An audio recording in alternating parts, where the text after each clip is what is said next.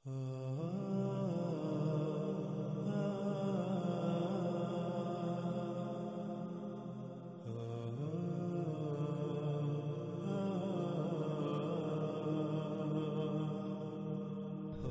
اب ہم بات کریں گے ذوالقرنین علیہ السلام، یاجوج اور ماجوج سمیت ان سے متعلقہ تمام تر موضوعات پر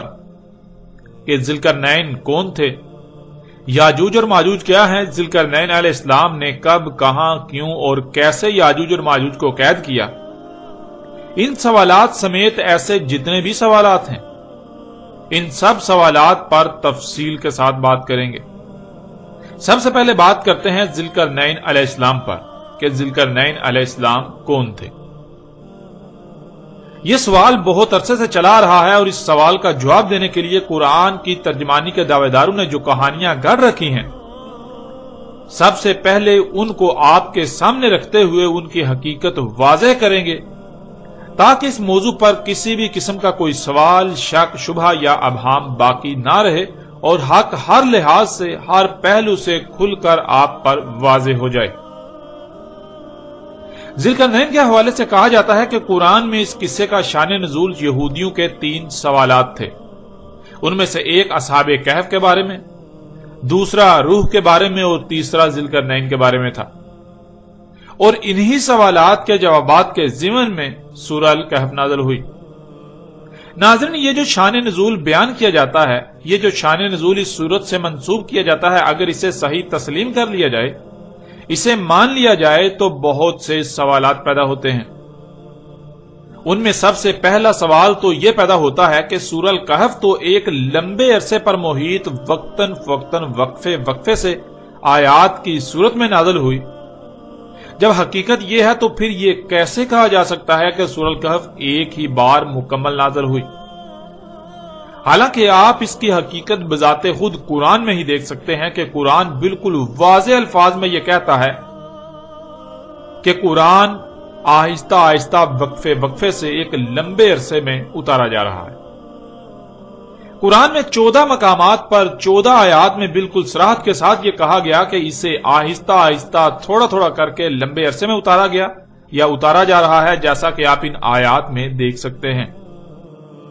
سورہ الاسراء کی آیت 106 میں اللہ سبحانہ تعالیٰ کا کہنا ہے وَقُرْآنًا فَرَقْنَاهُ لِتَقْرَأَهُ عَلَى النَّاسِ عَلَى مُقْسٍ وَنَزَلْنَاهُ تَنزِيلًا، اور قرآن ہم نے اسے ٹکڑے ٹکڑے کیا اسے کرا کرنے کے لیے انسانوں پر جس مدت میں وہ دنیا میں موجود ہیں، اور ہم نے اسے اتارا لمبی مدت میں تھوڑا تھوڑا آہستہ آہستہ جب جس کی ضرورت تھی اتنا۔ ناظرین، یہ آیت بہت ہی وسعتوں کی حامل ہے اور اس میں عظیم راز پنہاں ہیں، لیکن ہم اپنے موضوع کے اعتبار سے اس وقت اسے سامنے رکھ رہے ہیں کہ اس آیت میں بالکل واضح 2 ٹوک الفاظ میں یہ بات واضح کر دی گئی کہ قرآن تھوڑا تھوڑا کر کے ٹکڑے ٹکڑے کر کے لمبے عرصے میں اتارا گیا۔ ایسا ہرگز نہیں ہے کہ ایک بڑی سورت ایک ہی بار میں اتار دی گئی۔ اسی طرح آپ اس آیت میں بھی دیکھ سکتے ہیں سورہ الانسان آیت نمبر 23 اِنَّا نَحْنُ نَزَلْنَا عَلَيْكَ الْقُرْآنَ تَنزِيلًا، اس میں کچھ شک نہیں، ہم ہی ہیں، ہم نے اتارا تجھ پر قرآن وقتاً فوقتاً تھوڑا تھوڑا لمبے عرصے میں۔ ناظرین، ان آیات میں یہ بات بالکل کھول کر واضح کر دی گئی کہ قرآن لمبے عرصے میں ٹکڑے ٹکڑے کر کے تھوڑا تھوڑا کر کے وقتاً فوقتاً جب جتنی ضرورت تھی اتنا اتارا گیا یا اتارا جا رہا ہے، جس سے یہ بات بالکل جھوٹی، بے بنیاد اور غلط ثابت ہو جاتی ہے کہ یہودیوں کے 3 سوالات کے جوابات میں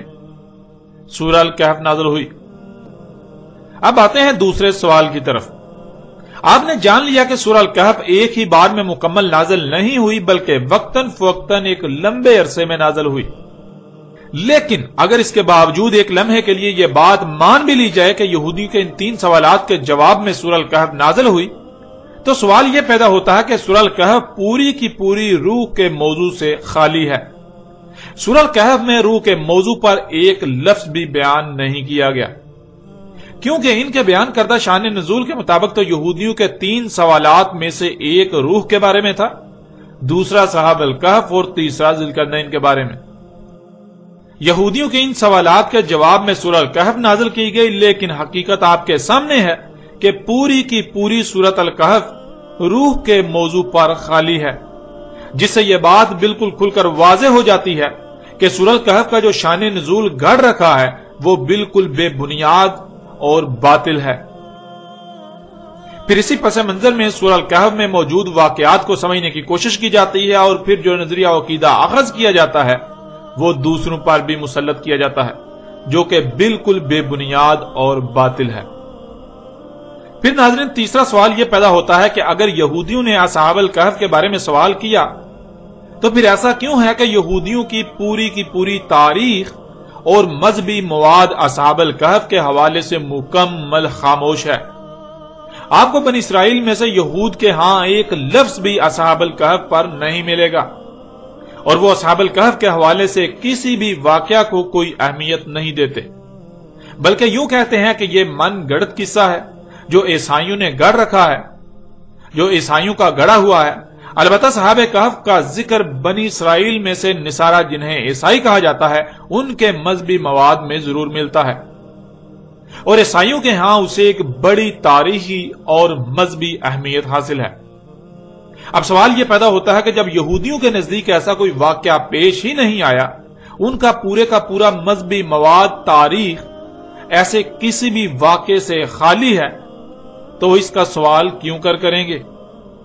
ان کی طرف سے ایسے کسی بھی سوال کی توقع کرنا بالکل بے بنیاد اور فضول ہے۔ اور پھر دوسری بات یہ کہ اصحاب الکہف کا واقعہ عیسیٰ ابن مریم علیہ السلام کے کافی عرصہ بعد رونما ہوا۔ 7 نوجوان تھے جو عیسیٰ علیہ السلام پر ایمان لائے۔ اس وقت یہودیوں کی حکومت تھی، ان 7 نوجوانوں پر زمین تنگ کر دی گئی اور انہیں دین کی خاطر ہجرت کرنا پڑی، لیکن جب کوئی بھی جائے پناہ نہ پائی تو رب سے خالص اپنی طرف سے حفاظت کرنے کی دعا کی، اور رب نے ان کی حفاظت کی۔ یہ واقعہ یہودیت کی بنیاد اکھاڑ دینے کے لیے کافی تھا، اس لیے یہود ایسے کسی بھی واقعے کو سرے سے تسلیم ہی نہیں کرتے،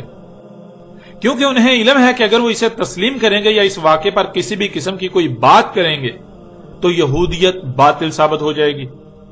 اس لیے پھر یہ کیسے ممکن ہے کہ یہودی اصحاب الکہف کے بارے میں سوال کریں جبکہ وہ خود اس واقعہ کو تسلیم ہی نہیں کرتے، بلکہ یہود کے نزدیک تو ایسا کوئی واقعہ وقوع پذیر ہی نہیں ہوا، یہ من گڑت ہے۔ پھر چوتھا سوال یہ پیدا ہوتا ہے کہ یہودیوں کا ان 3 میں سے ایک سوال روح کے بارے میں تھا، اور اس کے جواب میں سورہ الکہف نازل ہوئی، لیکن آپ جانتے ہیں کہ روح کے بارے میں تو سورہ الکہف مکمل خاموش ہے، اور روح کا ذکر تو سورہ بنی اسرائیل میں ہے، اور سورہ بنی اسرائیل میں روح کا ذکر آنا ہی اس کا جواب ہے کہ روح کے بارے میں سوال بنی اسرائیل کا تھا۔ اور بنی اسرائیل صرف یہود ہی نہیں بلکہ وہ بھی ہیں جو بعد میں عیسیٰ علیہ السلام پر ایمان لائے اور پھر بعد میں جا کر دل ہوئے، یعنی صراط مستقیم سے ہٹ گئے، جنہیں عیسائی کہا جاتا ہے۔ روح عیسائیت میں شروع سے ہی موضوع بحث رہی، عیسیٰ ابن مریم علیہ السلام کی وجہ سے، اور روح کے بارے میں سوال نصارہ کی طرف سے تو ہو سکتا تھا لیکن یہود کی طرف سے ہرگز نہیں۔ ناظرین، اب آتے ہیں قصہ شان نزول میں یہودیوں کی طرف منسوب کیے جانے والے تیسرے سوال کی طرف، جو ہمارے موضوع سے تعلق رکھتا ہے کہ ذوالقرنین کے بارے میں سوال بھی یہودیوں کی طرف سے تھا۔ جس پس منظر کی بنیاد پر یہ کہا جاتا ہے کہ یہودیوں نے سوال کیا، اس پس منظر میں ایسا کوئی تاثر نہیں ملتا کہ یہودی ایسا کوئی سوال کر سکتے تھے، اس لیے کہ یہودیوں کے پورے مذہبی اور تاریخی مواد میں ذوالقرنین کے حوالے سے کوئی دور دور تک اشارہ نہیں ہے، نہ ہی ایسا کوئی نام یہودیوں کے ہاں کوئی وجود رکھتا تھا اور آج بھی وجود رکھتا ہے۔ لیکن اگر دوسرے پس منظر میں دیکھیں تو یہ بات ثابت ہو جاتی ہے کہ ذوالقرنین کے بارے میں سوال بھی یہودیوں کی بجائے عیسائیوں نے ہی کیا تھا۔ وہ اس لیے کہ اگر یہ تسلیم کر لیا جائے کہ ذوالقرنین سلیمان علیہ السلام تھے تو یہودیوں کا سلیمان علیہ السلام کے بارے میں عقیدہ ہے کہ وہ ایک تو نبی نہیں تھے اور دوسرا ان کی موت شرک پر ہوئی۔ انہوں نے اپنی زندگی کے آخری وقت میں بہت سے اوثان بنا لیے تھے جن کی وہ غلامی کرتے تھے۔ اوثان کہتے ہیں انسان کی خلق کردہ ان ایجادات کو جنہیں انسان سہولتوں کا نام دیتا ہے، جیسے آج مشینیں، گاڑیاں، جہاز وغیرہ، اور ان کی غلامی انہی کے حصول کے لیے ان کے پیچھے استعمال کیے جانے والے وقت کو کہا جاتا ہے۔ یہود کا نظریہ یہ ہے کہ سلیمان بن داؤد نے اپنی زندگی کا مقصد و مشن ہی ایسی اشیاء کی تخلیق اور استعمال کو بنا لیا تھا، لہذا وہ کافر اور مشرک تھا، اور اسی حالت میں سلیمان کی موت ہوئی۔ اس کے علاوہ سینکڑوں کی تعداد میں سلیمان نے نکاح کے بغیر عورتیں رکھی ہوئی تھیں جو سینکڑوں بیویوں کے علاوہ تھیں۔ اس لیے سلیمان یہودیوں اور عیسائیوں کے ہاں ایک متنازع شخصیت کے طور پر جانے جاتے ہیں۔ سلیمان علیہ السلام کے کفر و شرک کی گواہی یہودیوں کے صرف کسی عالم وغیرہ کا عقیدہ نہیں، بلکہ باقاعدہ ان کی خود ساختہ آسمانی کتابوں کا مجموعہ عہد نامہ قدیم میں بھی درج ہے، اور عہد نامہ قدیم کی آسمانی کتابیں جتنے یہود کے لیے مقدس ہیں اتنی ہی نصارہ کے لیے بھی۔ یوں نہ صرف یہودی بلکہ عیسائی بھی سلیمان علیہ السلام کے بارے میں یہی نظریہ رکھتے ہیں، لیکن عیسائیوں کے ہاں آخری حجت عہد نامہ جدید یعنی انجیل ہے، اس لیے وہ پرانے عہد نامے میں تحریف وغیرہ کو ممکن سمجھتے ہیں۔ اس لیے اگر کوئی بات پرانے عہد نامہ میں موجود ہو اور اس کے برعکس کوئی بات کہیں سے معلوم ہو تو وہ کوشش کرتے ہیں کہ آنکھیں بند کر کے پرانے عہد نامے کو تسلیم کرنے کی بجائے تحقیق کی جائے، لیکن یہود اس بات کو سننے کے لیے تیار ہی نہیں کہ عہد نامہ قدیم میں کوئی تبدیلی یا تحریف ہے، اور وہ کسی ایسی بات کو تسلیم کریں جو عہد نامہ قدیم کے مخالف ہو، یہ یہودیوں کے عقائد کی نفی تصور کیا جاتا ہے۔ پھر یہ سمجھنا کہ یہودی ایسا سوال کریں گے یہ بالکل بے بنیاد اور باطل ثابت ہو جاتا ہے۔ البتہ جب محمد علیہ السلام کو مبعوث کیا گیا تو قرآن میں سلیمان علیہ السلام کے بارے میں نہ صرف یہودی کے عقائد و نظریات کی تردید کی گئی، بلکہ سلیمان علیہ السلام کو اللہ سبحانہ و تعالیٰ نے اپنا صالح نبی اور صالح حکمران قرار دیا، اور دو ٹوک الفاظ میں یہ واضح کر دیا کہ سلیمان کافر و مشرک نہیں تھا۔ یوں یہ بات بھی واضح ہو جاتی ہے کہ اگر ذوالقرنین سلیمان علیہ السلام تھے تو پھر نصارہ کی طرف سے سوال کیا گیا کہ یہود تو اس شخصیت یعنی سلیمان کے بارے میں ایسا عقیدہ و نظریہ رکھتے ہیں اور ہماری انجیل تو اس پر بالکل خاموش ہے، تو اے محمد آپ بتائیں کہ آیا یہود اس بارے میں سچے ہیں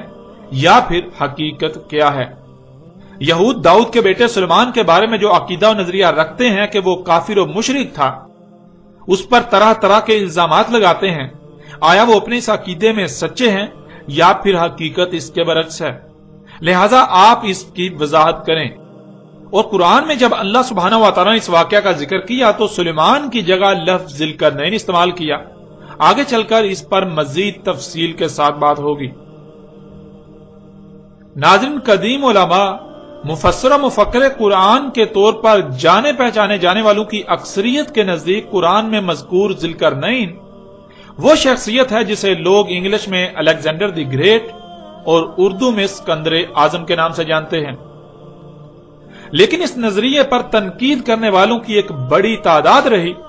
جنہوں نے اسکندر اعظم یونانی کے ذوالقرنین ہونے پر بہت سے ایسے اعتراضات اٹھائے کہ اسے ذوالقرنین ماننے والے بھی ان سوالات کے جوابات نہ دے سکے اور الٹے عاجز آ گئے۔ مثلا قرآن میں مذکور ذوالقرنین زمین کے مغرب و مشرق تک پہنچا، اسے زمین کے مغرب و مشرق تک کا اقتدار و اختیار حاصل تھا، مکن حاصل تھا،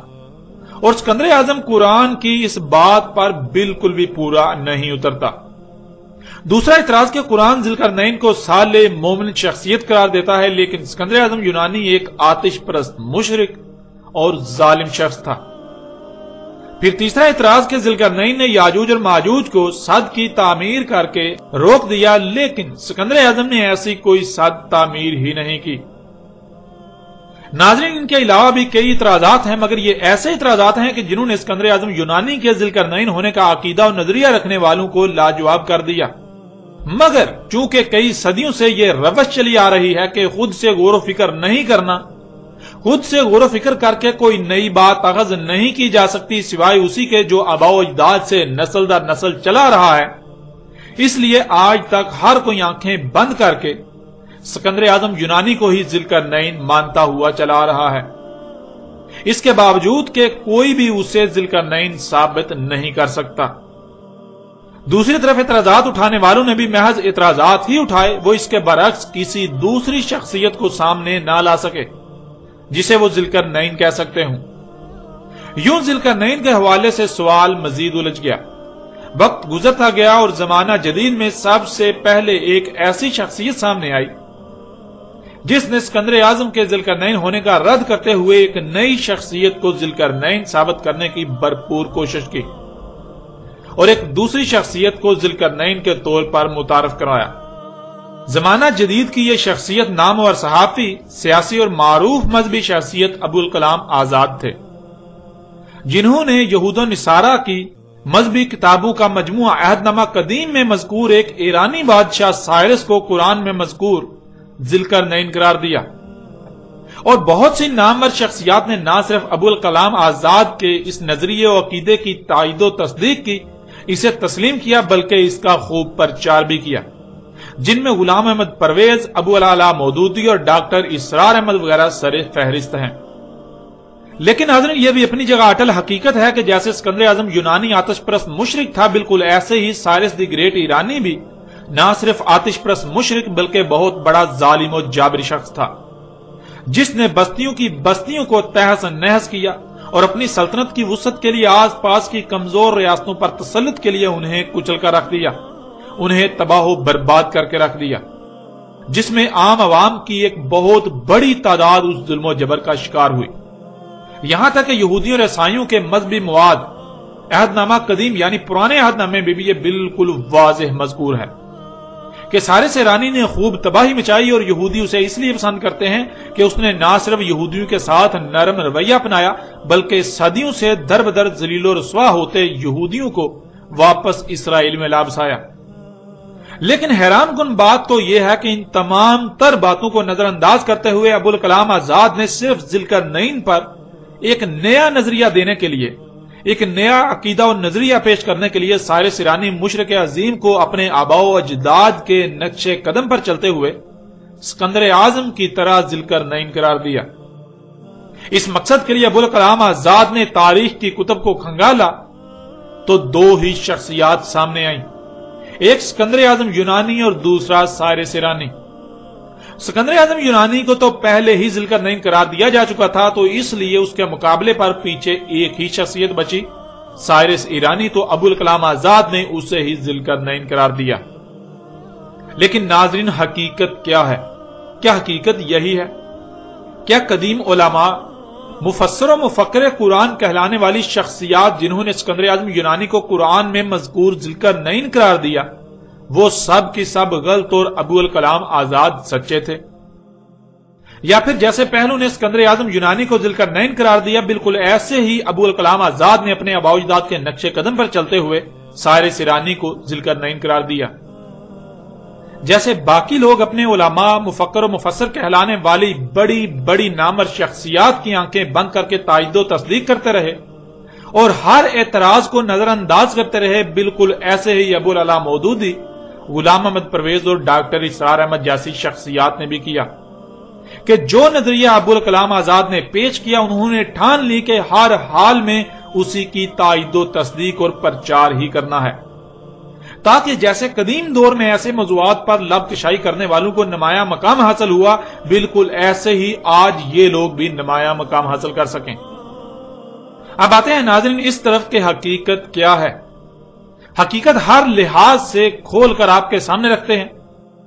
پھر فیصلہ آپ کے اختیار میں ہوگا کہ حق کیا ہے اور باطل کیا ہے۔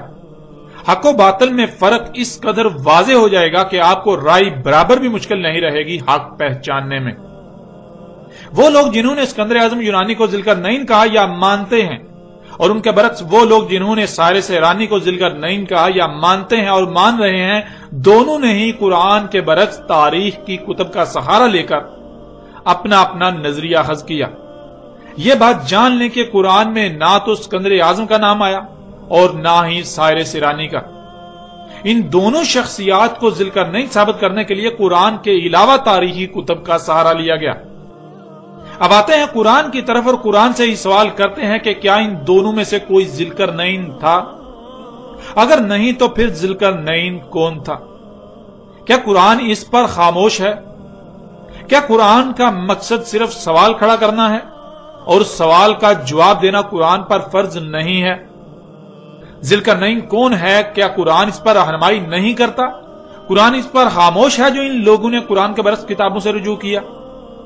کیا قرآن اپنے علاوہ دوسری کتب کی طرف کسی بھی معاملے میں رہنمائی کے لیے جانے کی اجازت دیتا ہے؟ اگر اجازت دیتا ہے تو اس کا مطلب کہ قرآن مکمل رہنمائی کا دعویٰ نہیں کر سکتا۔ قرآن بعض معاملات میں بعض سوالات پر عاجز آ سکتا ہے۔ قرآن کو بھی لاجواب کیا جا سکتا ہے، جیسے کہ اس موضوع پر اسکندر اعظم اور حارث ایرانی کو ذل کر نہیں ماننے والوں نے قرآن کو لاجواب کر دیا۔ اگر قرآن مکمل رہنمائی کا دعوے دار ہے، وہ ہر سوال کا جواب دیتا ہے، تو پھر اگر کوئی کسی بھی معاملے میں قرآن کو ترک کر کے اس کے برعکس کسی اور کی طرف رخ کرتا ہے، کسی اور سے رجوع کرتا ہے، تو قرآن ایسوں کے حوالے سے کیا کہتا ہے؟ ان سب سوالات کے جوابات بذات خود قرآن سے ہی آپ کے سامنے رکھتے ہیں۔ اس وقت آپ کو سکرین پر سورہ الاسراء کی آیت نمبر 99 نظر آ رہی ہے۔ وَلَقَدْ صَرَفْنَا لِلنَّاسِ فِي هَذَا الْقُرْآنِ مِنْ كُلِّ مَثَلٍ فَأَبَىٰ أَكْثَرُ النَّاسِ إِلَّا كُفُورًا، اور تحقیق کے یعنی تم اپنی طرف سے پوری تحقیق کر لو، اپنے گھوڑے دوڑا لو، جو کہا جا رہا ہے وہی تمہارے سامنے آئے گا، وہی حق ہے۔ ہم نے ہر پہلو سے، ہر لحاظ سے پھیر پھیر کر سامنے لے آئے، بیان کر دیا انسانوں کے لیے اس قرآن میں تمام کی تمام مسئلوں سے۔ بس انکار کر دیا انسانوں کی اکثریت نے، مگر اس لیے کہ جو کچھ بھی انہیں عطا کیا گیا وہ اس مقصد کے لیے استعمال ہی نہیں کرنا چاہتے جس مقصد کے لیے انہیں عطا کیا گیا۔ وہ اپنی خواہشات کی اتباع کرنا چاہتے ہیں، اس لیے انسانوں کی اکثریت نے اس بات کو ماننے سے انکار کر دیا۔ پھر اس طرح اگلی آیت سورہ الکہف کی آیت نمبر 54، وَلَقَدْ صَرَفْنَا فِي هَذَا الْقُرْآنِ لِلنَّاسِ مِنْ كُلِّ مَثَلٍ وَكَانَ الْإِنسَانُ أَكْثَرَ شَيْءٍ جَدَلًا،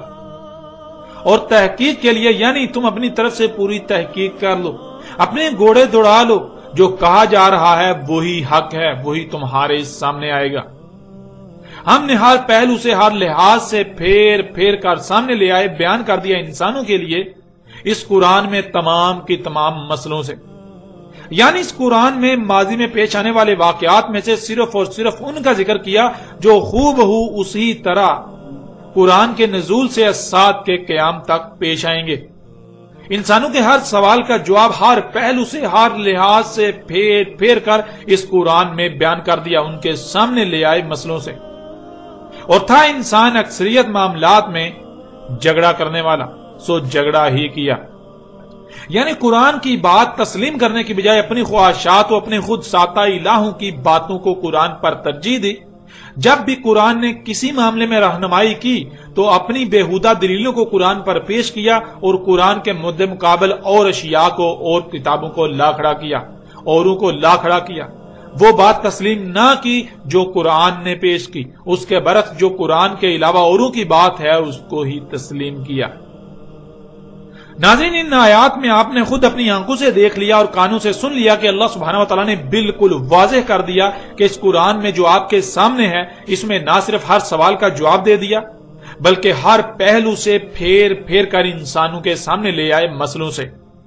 ایسا نہیں ہے کہ اس قرآن میں مکمل رہنمائی نہیں ہے، اس قرآن میں ہر سوال کا جواب موجود ہے،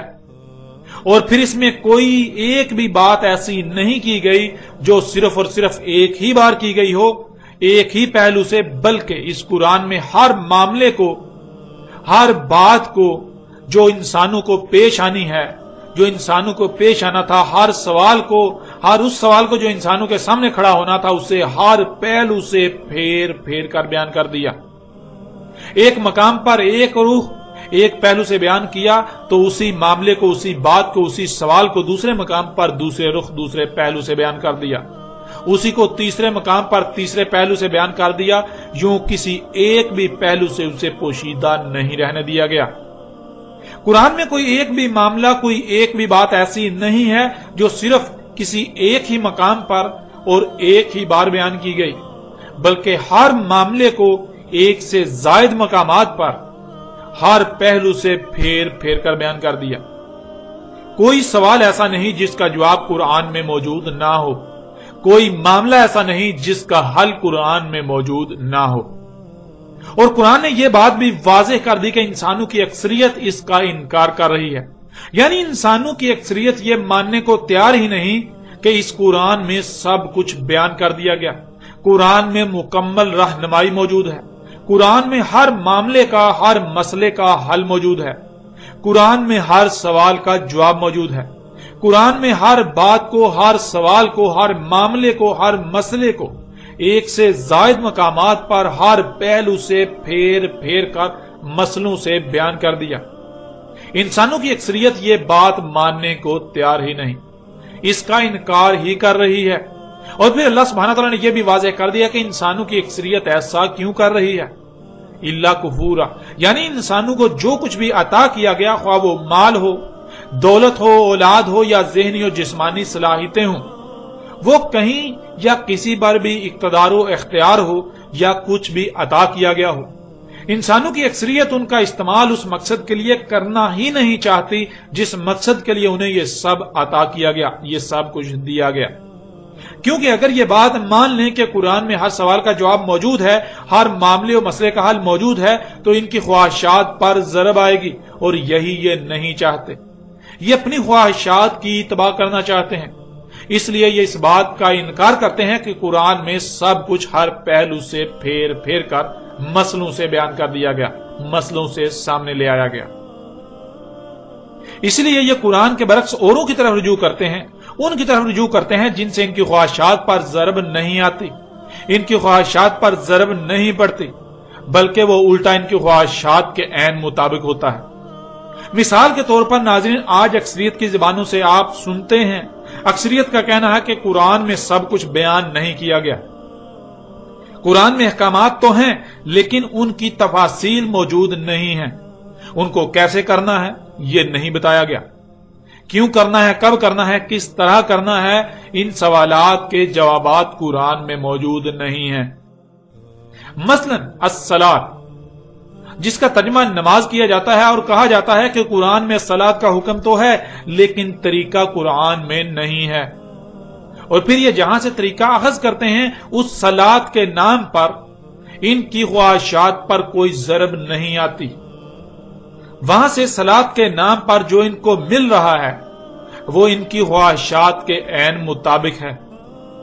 حالانکہ پورے کا پورا قرآن ایک ہی شے کی وضاحت کر رہا ہے، اور وہ ہے صلاۃ۔ اگر یہ مان لیا جائے کہ قرآن میں صلاۃ کی رہنمائی موجود ہے تو دنیا کی زندگی اتنی سخت ہو جائے گی کہ جیسے آپ کو آگ میں ڈال دیا گیا ہو، اور یہی کوئی نہیں چاہتا۔ اس لیے اکثریت اس کا انکار کرتی ہے کہ قرآن میں ہر سوال کا جواب موجود ہے، کیونکہ اگر اس بات کو تسلیم کر لیا جائے گا اور اپنے ہر سوال کا جواب، ہر مسئلے کا حل قرآن میں تلاش کیا جائے گا، قرآن سے حاصل کیا جائے گا، تو انسان کو جو کچھ بھی عطا کیا گیا اس پر اس کا اپنا کوئی اختیار نہیں رہے گا، اس کو پھر خالص اللہ کی غلامی کرنا پڑے گی، اور یہی وہ نہیں چاہتا۔ اب دیکھیں سورہ نساء کی آیت نمبر 82 میں اللہ سبحانہ تعالیٰ کا کہنا ہے، افلا یتدبرون القرآن لو کان من عند غیر اللہ لوجدوا فیہ اختلافا کثیرا،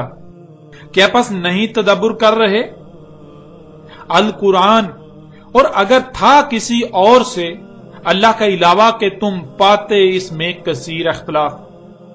یعنی ایسا نہیں ہے کہ اس قرآن میں ایک مقام پر کچھ کہا جا رہا ہے اور دوسرے مقام پر اس کے برعکس کچھ اور دوسری بات کہی جا رہی ہے۔ اگر تم اس قرآن میں ایسی شے پاؤ، اختلاف پاؤ، تو پھر یہ اللہ کی طرف سے نہیں ہے بلکہ یہ غیر اللہ کی طرف سے ہے۔ ناظرین، اللہ سبحانہ و تعالیٰ کی طرف سے کھلم کھلا اعلان ہے کہ اگر یہ قرآن غیر اللہ کی طرف سے ہوتا تو تم اس میں کثیر اختلاف پاتے۔ یعنی اگر ہم اس آیت کو صرف پیچھے بیان کی جانے والی 2 آیات کے تناظر میں دیکھیں تو ایسا ممکن ہی نہیں کہ اللہ سبحانہ و تعالیٰ نے قرآن میں جو سوالات اٹھائے ہوں یا جو بھی احکامات دیے ہوں، جو بھی کہا ہو، ان کے جوابات بھی قرآن میں نہ دیے ہوں۔ حتیٰ کہ انسان کے اس دنیا میں موجود رہنے تک پیش آنے والے کسی بھی معاملے کا حل ایسا نہیں ہے کہ قرآن میں نہ ہو، کسی بھی قسم کے پیدا ہونے والے سوال کا جواب قرآن میں نہ ہو، یہ ممکن ہی نہیں۔ کیونکہ اگر ایسا ہو تو گویا کہ قرآن میں اختلاف ہے۔ ایک طرف اللہ سبحانہ تعالیٰ کا کہنا ہے کہ اس قرآن میں سب کچھ ہر طرف سے پھیر پھیر کر بیان کر دیا، ہر پہلو سے پھیر پھیر کر انسانوں کے لیے ان کے سامنے لے آئے مسئلوں سے، اور دوسری طرف اللہ سبحانہ و تعالیٰ نے ایسے سوالات کے جوابات ہی نہ رکھے جو بڑے بڑے سوالات ہیں جن کے جوابات جاننا بہت ضروری ہیں۔ قرآن خود ہی سوال کھڑا کرے اور اس کا جواب ہی نہ دے، ایسی صورت میں تو یہ پھر اللہ کی طرف سے نہ ہوا بلکہ غیر اللہ کی طرف سے ہوا، جو کہ بالکل ناممکن ہے۔ اب ناظرین غور کریں، اللہ سبحانہ تعالیٰ کا کہنا ہے کہ ہر سوال کا جواب اس قرآن میں ہر پہلو سے پھیر پھیر کر مختلف مقامات پر بیان کر دیا، انسانوں کے لیے سامنے لے آئے مسئلوں سے۔ اور اگر کوئی سوال کھڑا ہو اور آپ یہ کہیں کہ اس قرآن میں اس کا جواب نہیں ہے تو پھر اس کا مطلب کیا ہے؟ ایک ہی صورت ہے، یا تو قرآن جھوٹا اور آپ سچے ہیں، یا پھر قرآن جھوٹا نہیں، قرآن تو سچا ہے اور آپ اپنے دعوے میں جھوٹے ہیں۔ آپ قرآن پر الزام لگا رہے ہیں، آپ قرآن پر اور اللہ پر افترا کر رہے ہیں۔ اور ناظرین ذرا غور کریں، اگر کوئی سوال پیدا ہوتا ہے تو آپ اس سوال کا جواب قرآن سے حاصل کرنے کی بجائے اس قرآن کے برعکس کسی اور کی طرف رجوع کرتے ہیں، تو آپ کا یہ عمل کس بات کا اعلان کر رہا ہے؟ کیا آپ اپنے عمل سے یہ اعلان نہیں کر رہے کہ قرآن کے پاس آپ کے سوال کا جواب موجود نہیں ہے؟ کیا آپ اپنے عمل سے یہ اعلان نہیں کر رہے کہ قرآن میں اختلاف موجود ہے؟ ایک طرف قرآن ہر سوال کا جواب دینے کا دعویٰ کرتا ہے اور دوسری طرف آپ کے سوال کا جواب قرآن کے پاس ہے ہی نہیں۔ اسی لیے تو آپ نے قرآن کے برعکس کسی اور سے رجوع کیا اپنے سوال کے جواب کے لیے۔ اب ناظرین ذرا غور کریں، جن جن لوگوں نے اسکندر اعظم یا سائرس ایرانی کو ذوالقرنین کہا ثابت کرنے کی کوشش کی، اور جو بھی ان میں سے کسی ایک بھی شخصیت کو ذوالقرنین مان رہے ہیں، کیا ان کو ان کے سوال ذوالقرنین کون ہے کا جواب قرآن نے دیا؟ کیا انہوں نے اپنے سوال کا جواب قرآن سے حاصل کیا؟ اگر یہ جواب قرآن سے ہے تو غلط ہو ہی نہیں سکتا، اور اگر قرآن سے نہیں تو نہ صرف ان کو جواب غلط ملا بلکہ انہوں نے قرآن پر افترا کیا۔ ان لوگوں نے قرآن پر بہتان باندھا، ان لوگوں نے اپنے عمل سے اس بات کا اعلان کیا، دعویٰ کیا کہ قرآن میں ہر سوال کا جواب موجود نہیں ہے، قرآن میں مکمل رہنمائی موجود نہیں ہے، قرآن اپنے دعوے میں جھوٹا ہے، اللہ اپنے دعوے میں جھوٹا ہے۔ اللہ ایک طرف تو کہتا ہے ہم نے اس قرآن میں ہر سوال کا جواب پھیر پھیر کے ہر پہلو سے مسئلوں سے تمہارے سامنے لے آئے، بیان کر دیا، اور دوسری طرف ہمارے کسی سوال کا جواب قرآن میں ہے ہی نہیں۔ ناظرین خواہ کوئی بھی شخصیت ہو، پوری کی پوری دنیا ہی کیوں نہ اس کی تعریفوں کے پل باندھے، لیکن اس کے حق ہونے کا معیار یہ نہیں ہے، بلکہ حق ہونے کا معیار وہ ہے جو اللہ سبحانہ و تعالی نے طے کر دیا، اس ذات نے جس نے وجود دیا۔ قرآن میں اور بھی درجنوں ایسی آیات ہیں جن میں انہی باتوں کو مزید مختلف پہلوؤں سے پھیر پھیر کر بیان کیا گیا، اور انسانوں کے رد عمل کو بھی بالکل کھول کھول کر بیان کر دیا گیا، جنہیں آپ ان آیات میں جان چکے ہیں۔ ناظرین قرآن نے بالکل واضح اور دو ٹوک الفاظ میں اسکندر اعظم اور سائرس ایرانی کے ذوالقرنین ہونے کی نفی کر دی، اور جن لوگوں نے ان شخصیات کو ذوالقرنین بنایا ہوا تھا ان کی حقیقت بھی اللہ سبحانہ و تعالی نے چاک کر کے رکھ دی۔ ناظرین جن لوگوں نے اسکندر اعظم یا پھر سائرس ایرانی کو ذوالقرنین کہا، ثابت کرنے کی ناکام کوشش کی یا تسلیم کیا، ان تمام کے تمام لوگوں نے اپنی زبان سے اس بات کا اقرار کیا کہ قرآن میں ذوالقرنین کا ذکر تو آیا ہے، لیکن قرآن اس سوال کا جواب نہیں دیتا کہ ذوالقرنین کون تھا۔ اس لیے ہمیں اس سوال کے جواب کے لیے قرآن کے علاوہ دوسری تاریخی کتب کا سہارا لینا پڑا۔ آپ جان چکے ہیں کہ یہ لوگ اپنے دعوے میں بالکل بے بنیاد اور جھوٹے ہیں۔ یہ ان کا کہنا ہے کہ قرآن میں ان کے سوال کا جواب نہیں، اللہ نے یا قرآن نے ایسا ہرگز نہیں کہا، بلکہ اللہ نے تو اس قرآن میں ان کے بالکل برعکس ایک دوسری بات کی، یہ دعویٰ کیا کہ اس قرآن میں سب کا سب ہر پہلو سے پھیر پھیر کر تمہارے سامنے لے آئے، اور وہ بھی مسئلوں سے۔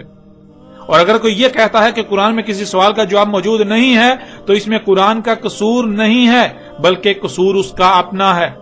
قصور اس کا ہے جو ایسا کہہ رہا ہے، جسے قرآن میں اس سوال کا جواب نہیں مل رہا۔ وہ اللہ کے قانون میں اندھا ہو چکا ہے،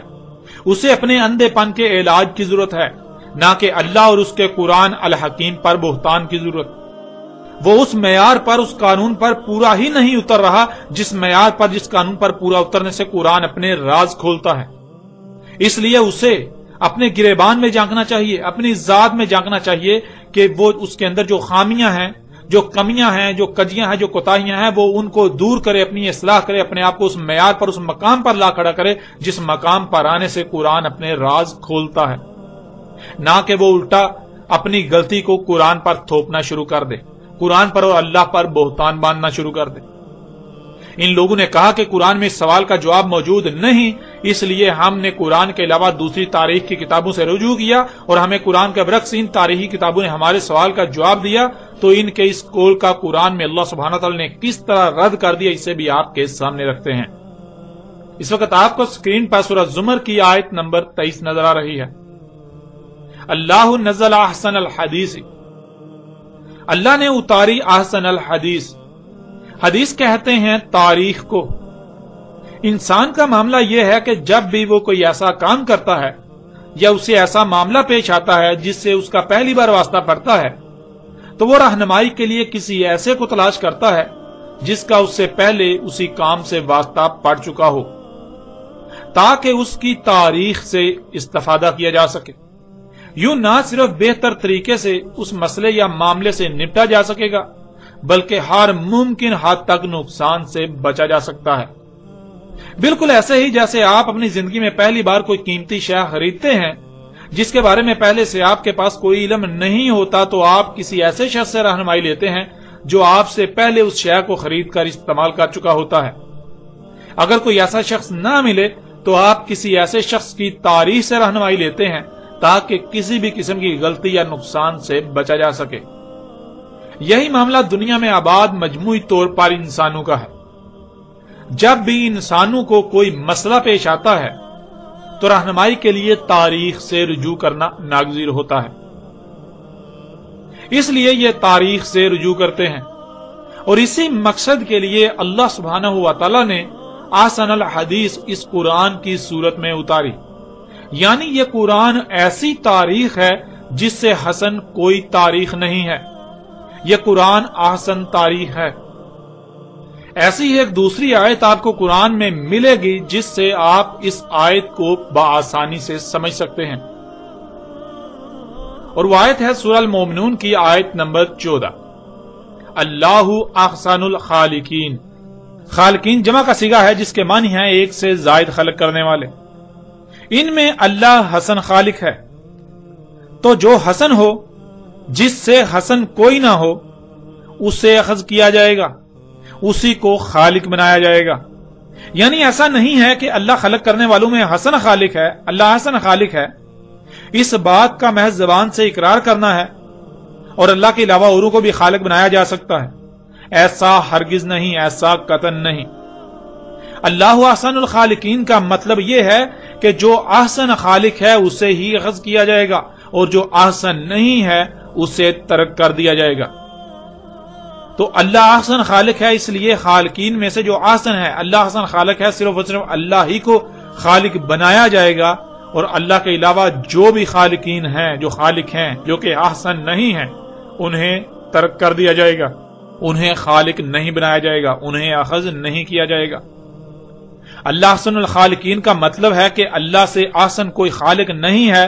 تو جو احسن خالق ہے اسے اخذ کیا جائے گا، اس کے علاوہ باقی سب کی نفی کی جائے گی، باقی سب کا رد کر دیا جائے گا، باقی سب کے سب کو کوڑے میں پھینک دیا جائے گا۔ تو بالکل ایسے ہی اللہ نزل احسن الحدیث، جو حدیث یعنی تاریخ اللہ نے اتاری ہے وہ احسن تاریخ ہے، اس سے حسن کوئی تاریخ نہیں ہے، اس لیے جو احسن ہے اسے اخذ کیا جائے گا، باقی سب کا رد کر دیا جائے گا۔ جب اللہ کسی بھی معاملے یا مسئلے میں رہنمائی کے لیے قرآن کو احسن الحدیث قرار دے رہا ہے تو اگر کوئی احسن تاریخ کو چھوڑ کر جو احسن نہیں ان سے رہنمائی لیتا ہے تو کیا وہ تاریخ کی کتابیں اس کی حاجت کو پورا کر سکتی ہیں؟ اسے بہتر جواب دے سکتی ہیں؟ اس کی بہتر رہنمائی کر سکتی ہیں؟ اسے صحیح جواب دے سکتی ہیں؟ نہیں، بالکل نہیں۔ جن کی اپنی کوئی بنیاد نہیں، جو خود خامیوں خرابیوں سے بھرپور ہوں، جو احسن نہیں ہیں، وہ کسی دوسرے کو نفع کیسے دے سکتی ہیں؟ جو تاریخ احسن ہے ہی نہیں، کیا وہ سوال کا احسن جواب دے سکتی ہے؟ نہیں، بالکل نہیں۔ اب جب کہ قرآن کے علاوہ کوئی احسن تاریخ ہے ہی نہیں تو پھر اس قرآن کے علاوہ کسی تاریخ کی کتاب سے رہنمائی نہیں لی جا سکتی۔ اس قرآن کے علاوہ تاریخ کی ہر کتاب کو کوڑے دان میں پھینک دیا جائے گا، ردی کی ٹوکری میں پھینک دیا جائے گا۔ اگر کوئی اس قرآن کو چھوڑ کر کسی دوسری کتاب سے رہنمائی کے لیے رجوع کرتا ہے تو سوائے دھوکے کے اس کے ہاتھ کچھ نہیں آئے گا۔ اب آپ خود غور کریں، جب اللہ اس قرآن کو احسن تاریخ قرار دے رہا ہے اور اس قرآن کے علاوہ کسی بھی تاریخ سے رہنمائی کی اجازت نہیں دے رہا بلکہ الٹا سختی کے ساتھ روک رہا ہے، تو اس کے باوجود جو ایسا کرتے ہیں تو اللہ کے نزدیک ایسے لوگوں کی حقیقت کیا ہوگی؟ اللہ کے نزدیک ایسا کرنے والوں کی حقیقت کیا ہے؟ جو ایسا کریں گے ان کے ہاتھ کیا آئے گا؟ ان کے ہاتھ سوائے باطل کے کچھ نہیں آئے گا۔ اور جن لوگوں نے اسکندر اعظم یا سائرس ایرانی کو ذوالقرنین قرار دیا، وہ لوگ تو خود اپنی زبان سے اس بات کا اقرار کر رہے ہیں کہ ذوالقرنین کے بارے میں جاننے کے لیے انہوں نے احسن تاریخ قرآن کے برعکس دوسری تاریخ سے رجوع کیا جس نے انہیں ان کے سوال کا جواب دیا۔ تو جب یہ جواب احسن تاریخ کا ہے ہی نہیں تو پھر جواب بھی احسن کیسے ہو سکتا ہے؟ بالکل نہیں ہو سکتا۔ غیر قرآن کا جواب بالکل بے بنیاد، باطل اور محض دھوکے کے سوا کچھ نہیں۔ اور اس سے بڑھ کر تو یہ کہ جب آپ قرآن کو چھوڑ کر کسی دوسری تاریخ سے رہنمائی کے لیے رجوع کرتے ہیں تو آپ اپنے عمل سے اس قرآن کے احسن الحدیث ہونے کا کفر کرتے ہیں۔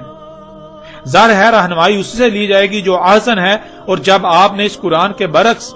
کسی دوسرے سے رہنمائی لی، کسی دوسری تاریخ سے رہنمائی لی، تو آپ نے اپنے عمل سے یہ ثابت کر دیا کہ آپ غیر قرآن کو احسن الحدیث تسلیم کر رہے ہیں اور قرآن کے احسن الحدیث ہونے کا انکار کر رہے ہیں۔